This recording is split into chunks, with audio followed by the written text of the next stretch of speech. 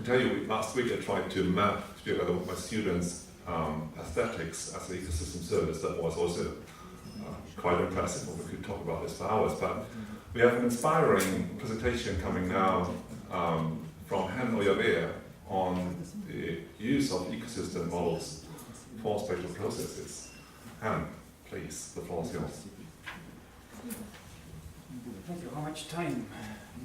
13. Okay, we can manage.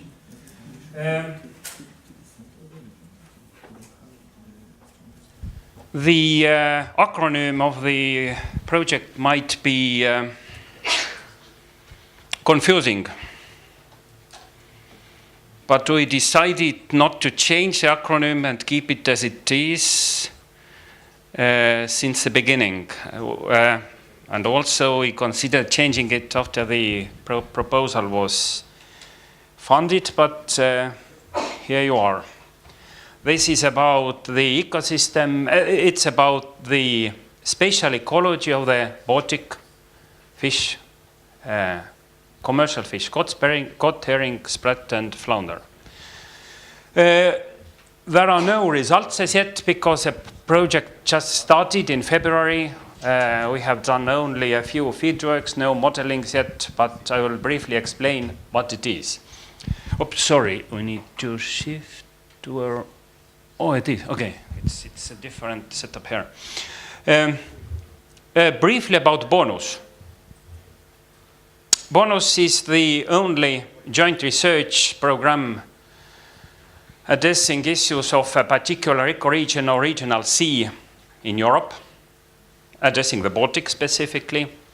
And this is a unique mechanism to bring together the EU and national funds. National contribution to BONUS program is 50%, and the Commission adds automatically 50% when nations have contributed. I will come back to the total amounts soon. And it brings together the research communities of marine, maritime, economic, and societal research to address the major challenges of the Baltic Sea region. So the overall objective is to integrate the Baltic Sea system research into durable, cooperative, interdisciplinary, and focused multinational program in support of the region's sustainable management. Nice words. A duration 7 years, total budget 100 million euros. So national funding agencies contribute 50 million about, and the Commission adds 50. And there was a call in 2012 on viable ecosystems, 87 proposals submitted, only 7 were funded. And now to the project. The acronym is INSPIRE, and I will not read the title to you, it's displayed here. Again, it's the spatial ecology of the major Baltic commercial fish.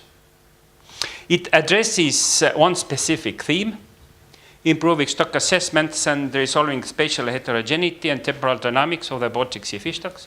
And it contributes to 3 additional themes: its biodiversity, its food webs, and its monitoring. We will fill a couple of critical gaps in knowledge. As said earlier, BONUS is a fundamental research program, so all what we'll be doing here is absolutely fundamental science. New evidence is based both on fieldworks and modeling exercises. Critical gaps, we also provide some answers in terms of habitat preference of different life history stages of fish. Again, cod, herring, sprat, and flounder, larvae, juveniles, spawning habitat, adults. Then we investigate the fishing impact and the species interactions. How much the species interactions affect the local and basis scale distribution of exploited stocks. what drives the spatial connectivity and migrations, and how it all impacts the stock assessment outcomes. We have 12 partners. University of Tartu is the lead partner. We have D2 Aqua. We have Poland. It's in Polish here, but the National Marine Fisheries Research. Yes, National Marine Fisheries Research Institute. Stockholm University, Swedish University of Agricultural Sciences, formerly Fiskeriverket. We have Latvia, Institute of Food Safety, Animal Health Environment, but basically fisheries. Tunen Institute, Hamburg University, Finnish Game and Fisheries Research Institute, Geomar, Lund, and Uppsala University. So 4 Swedes, 1 Latvia, 1 Poland, 1 Finland. The structure and approach is simple. Distributions, migrations, scaling, assessments, and management indicators. We have, I'll come back shortly in that. We have stakeholders. Stakeholders are involved since the beginning. BALTIC representative is upgraded to a scientist level, so he is attending all our scientific meetings. This is, since the beginning, we took the approach that this will be ICS science. So all this will feed into ICS, basically Baltic fish stock assessments and integrated ecosystem assessments, and also there are a few other groups. And we have HELCOM, ICS, Baltic CIREC, and HELCOM. So briefly, distributions. We collect new data, we do cod and flatfish, gillnet and beach seining 4 times spring, 2 springs, 2 summers. The spring surveys were already done this year. We collect data, we create maps, we do static simulations simulations on static distributions. Then migrations, we also use all the historical data, tagging data. Basically, this will help to add the dynamics to the mesoscale distributions. And we also describe the small-scale heterogeneity in space and time.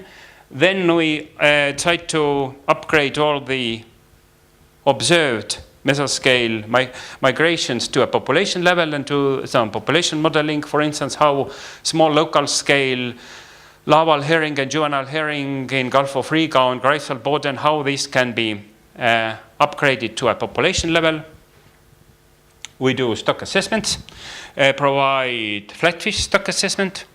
It's analytical assessment. It's not yet done in ICS, so we will provide those methodology and do this.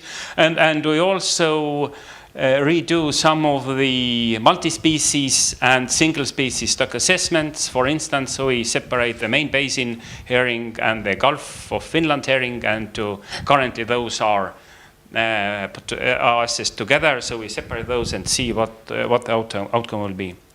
And then ecosystem-based management indicators, MSFD, we contribute mostly to descriptor 3. This is exploited fish. Resources or stocks, but also biodiversity, descriptor 1, descriptor 4, food webs, and that's it. So a few pictures, photos. Currently, the second GlobePate field survey is taking place. I think the people are somewhere here now. It's only Ichthyoplankton survey aimed, this time aimed at to finding out what is the importance of the northeastern Baltic Sea for spread as a larval retention and spawning area. And they are doing, CTD casts and then taking larvae, store in minus 90 degrees, and then those will be analyzed for condition in Hamburg University. And there is a fishing vessel. We rent this is joint Estonian Latvian service, rent the Latvian fishing vessel. Data, all the data will be directly forwarded to ICS data center. ICS data manager Neil Holsworth is the data advisor to the project. So the data will be stored in ICS database as much as possible, not absolutely all, but as much as possible again. But of course, I mean, scientists have creating the data have a priority in using those, and certainly there is a moratorium period. It depends. It's data dependent. Depends on the data origin and nature of the data. But again, support activities. There will be training school towards the end of the project and concluding symposium. So this is in 3.5 years from now, but to let you know that such things will happen. And that's it. No results is yet, only plans. Hopefully the plans are realistic.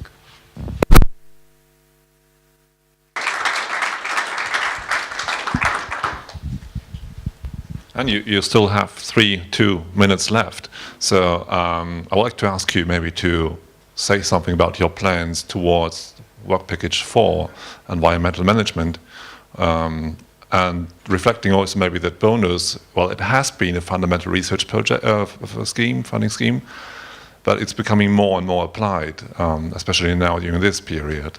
So they will ask you possibly to say something about the value of your research for spatial planners, for example, for MSFD managers, authorities like those. Could you add something on that? I think this, I mean, if you're asking in terms of work packages, I think this is work package 5 on. Yeah, it doesn't matter because 4 was the assessments.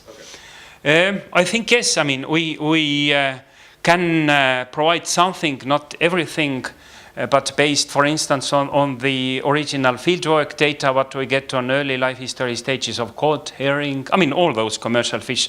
We can certainly indicate which areas are more sensitive to some kind of very, I mean, specific human activities, and or what are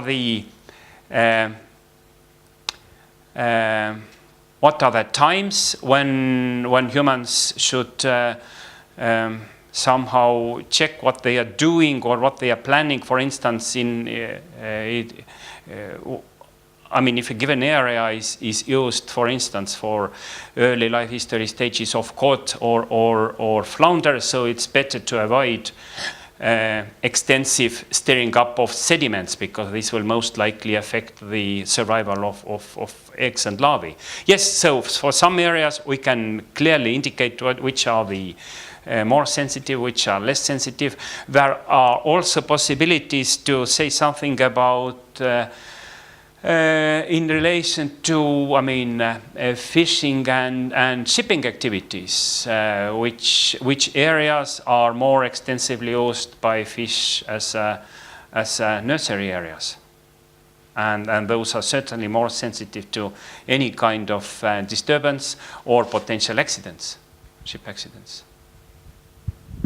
But again, the project is not designed in specifically doing that, but there are some elements what we can certainly contribute.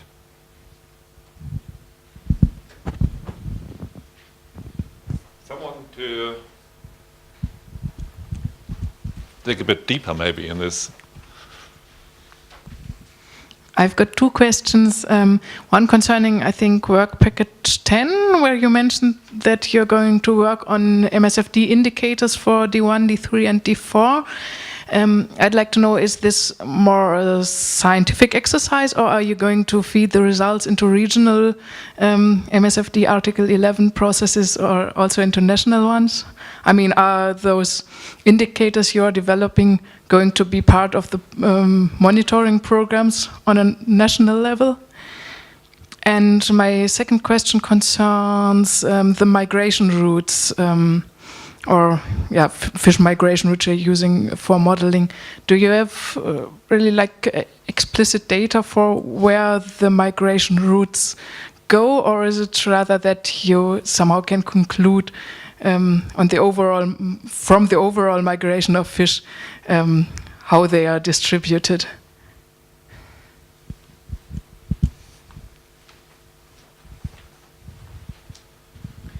MSFD, I don't think that we will specifically design or create absolutely new indicators.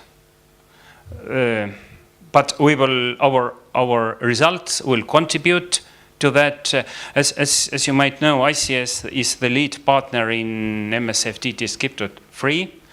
And there are a couple of reports, also D+ report, D3+ report. Maybe we will do something specific if it appears that that we will get some good ideas or get data. But we haven't explicitly planned in doing that, but only contributing with a new knowledge in maybe setting some baselines or targets. The another question was about migration. Largely, the migration of the Baltic Sea fish is largely known. We may say that the population structure might, or national population units might not be clear for herring, for maybe except cod. There are not problems, but there are challenges, and then more research might result in new evidences. We are not doing salmon, and there is no other large migratory fish in the Baltic. So we will exploit all the historical migration data what national labs have, mostly the Finnish Institute. So I personally can't answer to your question in the details because I don't know what Finns have. We will exploit all this information. They probably have pan-Baltic information on some species, probably flatfish, maybe also cod. But we will not be establish or draw migration routes, fish migration routes in the Baltic. I don't think that we are able to do that, because there are no sufficient amount of data, historical data, and we are in this project we have not planned to do any tagging.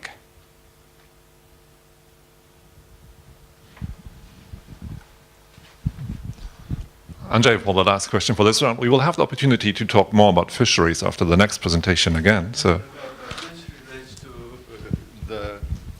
my question really relates to the direction of research, any kind of research, really, because for me, well, this kind of work, of course, is extremely important, but it becomes really important when it's applied to the real thing.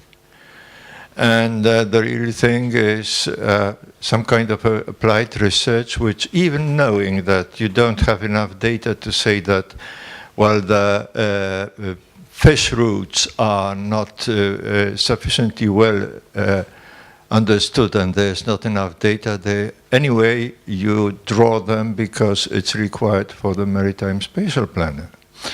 So this is a plea for doing this applied research on the data that are produced, among others by this project. And I would like to ask, do you envisage a future applied research project which would supply the required data for instance, MSP? well, I guess François could answer on this, of course. To it loudly, because you are building up a group of people which understand the thing, and this group, this set of people should not be lost during the applied research. I'm not sure whether I understood what the question was, but I mean, I don't know how much in the Baltic we can talk about the extensive fish migrations, because there are no migratory fish in the Baltic except salmon, a few others. But we should rather talk on the spatial temporal distribution of fish, when a particular fish is where and at which ontogenetic stages of development. And these, and some stages are more vulnerable to external disturbance, like early life history stages, egg, early larvae, and maybe also juveniles. I think we can certainly talk on that, and this is absolutely valid in the MSP context and should be taken into account, for instance, in wind park design or whatever. But about migrations, I would not emphasize migrations as per se, but rather the spatial temporal distribution of different life history stages of fish, and what are the environmental tolerance or preferences, what is driving those distributions. And this information will be created here. So we see, thank you, Henn.